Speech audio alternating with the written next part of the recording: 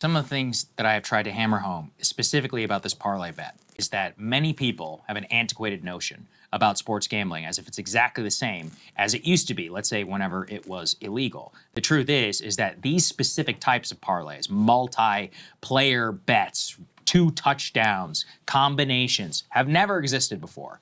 And they are by far the most profitable engine for these gambling companies. You said that they remind people of a war executive, for example, of annihilating the enemy, and the profits actually bear that out for these companies. Could you detail what you found specifically about these parlay bets, which are the most popular on all of these platforms, and how they work to specifically exploit many of these fans? Right. I'm glad you brought that up because there's a lot of ways in which the industry will say there's always been illegal betting. We've just brought it out of the black market. Sure, there's some truth to that, but the online betting industry is a whole new ball game, partly because just betting on your phone, 95% of this business is now conducted online. So online betting opens the doors to such more complexity with how you're betting, and the menu of things you can bet on has just exploded, where there are thousands of things you can bet on within a single game. Parlays are now all some people bet on, especially young people. The idea that you can combine a bunch of things, if they all hit, you'll make a lot of money.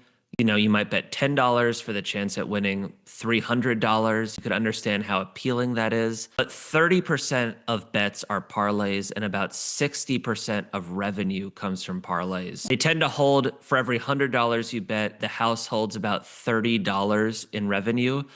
The traditional margin for sports betting was like $5 for every 100 wagered. And what that same guy who used to work at FanDuel, his name is Nick Bonadio, so I'm happy a lot of guys put their names behind these quotes, said, customers have this assumption that I'll bet that $10 bet to win 300, and if I hit one of those bets, it's going to pay for all my losers.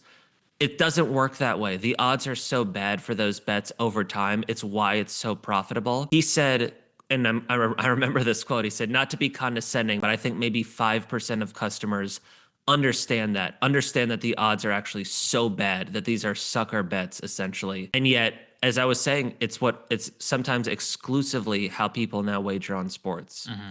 Let's talk a little bit more too about prop bets, where you can, not just bet on like the outcome of the game, but you can bet on how much one particular player is going to score in one particular quarter. I mean, with these very specific things.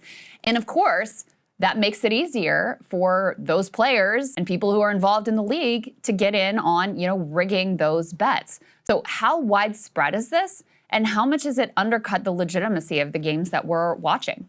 Totally. I mean, the most notorious fixing scandal is the 1919 World Series, 8 members of the Chicago White Sox throwing baseball's championship. People say, there would never be another Black Sox scandal. That's true, but you wouldn't need 8 players now to collude to throw the World Series in order to make a lot of money. Single bench player, as we've seen, or even a more established player than that, can influence one play through these prop bets and make a fortune for them or their friends.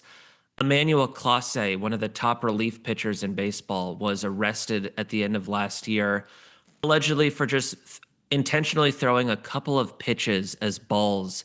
He texted someone from the bullpen and said, "Heads up, I'm going to spike a slider to start this inning." And that was very profitable, allegedly, for him and his partner in that.